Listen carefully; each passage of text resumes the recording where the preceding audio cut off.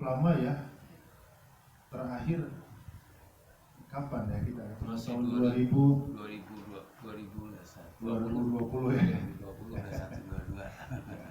Sekarang sudah di ujung 2021 ya.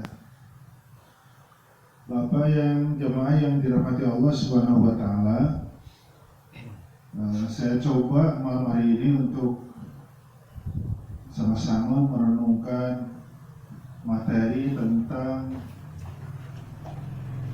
zikir saat menghadapi ujian yang berat. Sekali lagi, zikir saat menghadapi ujian yang berat. Di dalam Al-Quran, Allah Subhanahu wa Ta'ala berfirman, surah 33, ya, surah Al-Ahzab, ayat 41, ayat 42. Apa kata Allah? Ya ayyuhalladzina amanu dzkurullaha dzikran katsira. Wahai orang-orang yang beriman, berzikirlah kepada Allah dengan sebanyak-banyaknya. Ya, pertanyaannya nih, zikirnya kalimatnya apa ya kan? Baru perintahnya. Ya, para ulama menjelaskan ayat ini tentang zikir itu zikir umum. Artinya kalimat-kalimat thayyibah apa saja. Bisa subhanallah walhamdulillah wala ilaha illallah Allahu akbar. Bisa la haula wala quwata illa billah. Bisa astagfirullahaladzim wa atubu ilaih. Bisa hasbunallah ni'mal wakil ni'mal maula ni'man nasir. Bisa zikir dengan asmaul husna, nama-nama Allah. Bahkan bisa zikir dengan membaca firman-Nya, membaca ayat-ayatnya. Jadi kalimat zikir di sini jemaah umum sekali. Jadi berzikirlah kalian mengingat aku dengan macam-macam kalimat thayyibah. Kira-kira gitu. Di ayat berikutnya Allah mengatakan wasabbihuhu bukratan wa asila, dan bertasbihlah kalian semua kepada Allah pagi dan petang, pagi dan sore. Jadi kalimat ini lebih terang, ya, berzikir dengan membaca tasbih, subhanallah bihamdihi subhanallahil azim, atau subhanallah singkat seperti wirid habis sholat, subhanallah subhanallah subhanallah, atau tasbih seperti tasbihnya Nabi Yunus, la ilaha illa anta subhanaka inni kuntu minadh dhalimin. Intinya di ayat yang kedua kita diperintah oleh Allah untuk berzikir dengan melafazkan tasbih yang banyak. Ya, jadi ayat pertama zikir kepada Allah dengan macam-macam kalimat thayyibah. Yang kedua ada kecemasan, tidak ada khawatir, tidak ada takut. Nah, kalau situasinya normal, perbanyak zikir umum, baru kita berzikir dengan kalimat tasbih. Bagaimana ketika kita menghadapi situasi yang berat, ya, bahkan nyawa terancam? Allah memberikan tuntunan kepada Nabi Musa dan Harun, ya, dua bersaudara yang dua-duanya diutus menjadi nabi dan rasul. Allah perintahkan Musa untuk mendatangi Fir'aun. Idhab ila fir'auna innahu tagha. Ya, ini di surah Toha, surah 20 ayat 24. Ya, pergilah Musa, datengin Fir'aun. Apa misinya? Ajak dia menyembah aku. Ingatkan Fir'aun agar jangan mengajak manusia menyembah dirinya. Apa jawab Nabi Musa?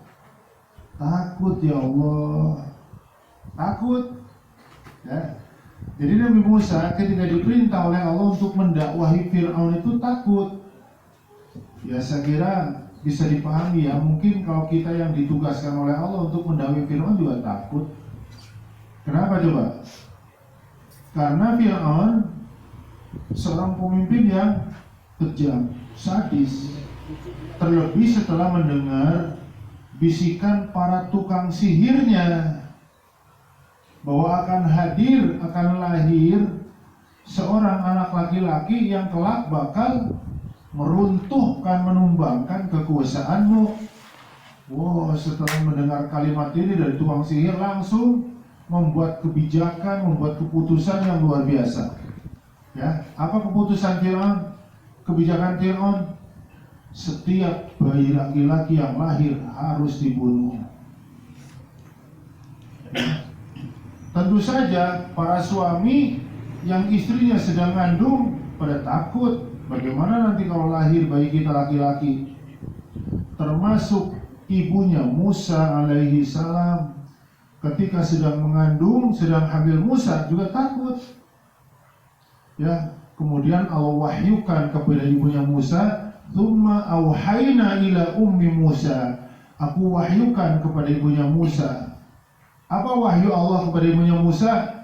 Janganlah kamu sedih, janganlah kamu khawatir, jangan kamu takut. Nanti kalau bayimu lahir, masukkan saja fit tabut, masukkan ke peti, ke kotak, ya, ditutup rapat, kemudian faqdifihi fil yammi, kata Allah, hanyutkan saja di sungai Nil maksudnya, ya, biar aku yang menjaganya, kata Allah subhanallah.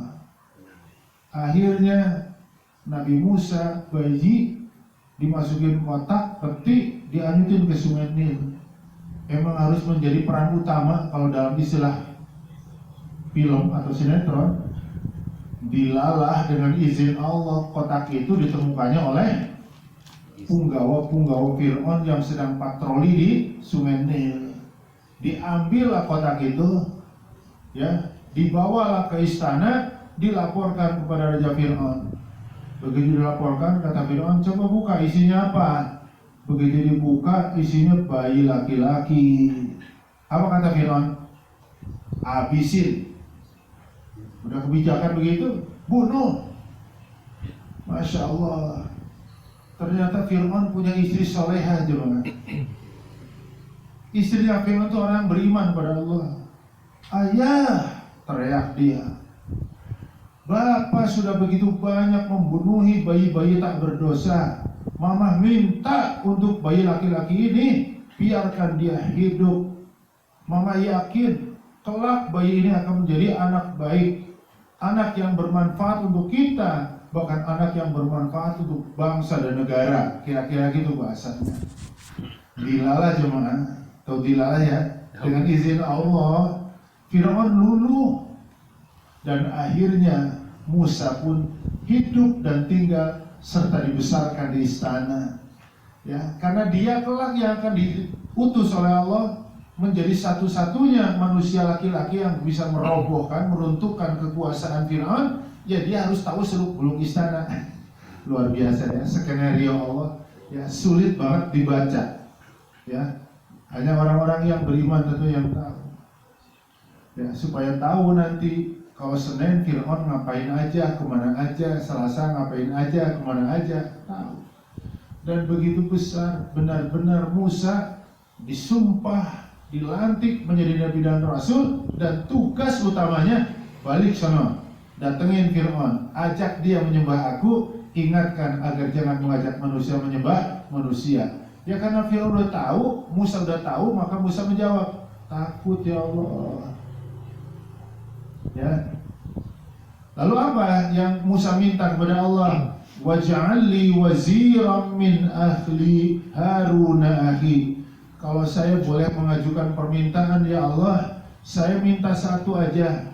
Jadikan Harun saudaraku wazir, menjadi temanku, membersamaiku, nemanin aku untuk berdakwah kepada Fir'aun. Allah menjawab, qad utita su'laka ya Musa, hendaklah banyak bertasbih dan banyak berzikir. Nah jemaah, di ayat ini Allah mengatakan kainusabbihaka katsira wa nadhkuraka katsira. Musa, Harun, kalau kamu menghadapi situasi berat, takut nyawamu terancam, maka perbanyaklah tasbih kepadaku dan perbanyaklah zikir kepadaku. Kebalikannya yang tadi ya jemaah. Kok ayat bisa bertentangan begini? Ini bukan bertentangan jemaah, tapi konteksnya berbeda. Di surah Al-Ahzab, zikir dulu baru tasbih itu situasinya normal. Di surah Toha, tasbih dulu baru zikir situasinya nggak normal. Kira-kira 2 tahun hampir ini kita normal apa enggak? Enggak lah, mau kemana-mana bingung, takut diputar balik, diam aja. Ya, anak-anak kita sekolah, tapi yang capek emaknya di rumah, padahal bayarnya penuh. Benar kan Pak? Oh, nah kalau punya anak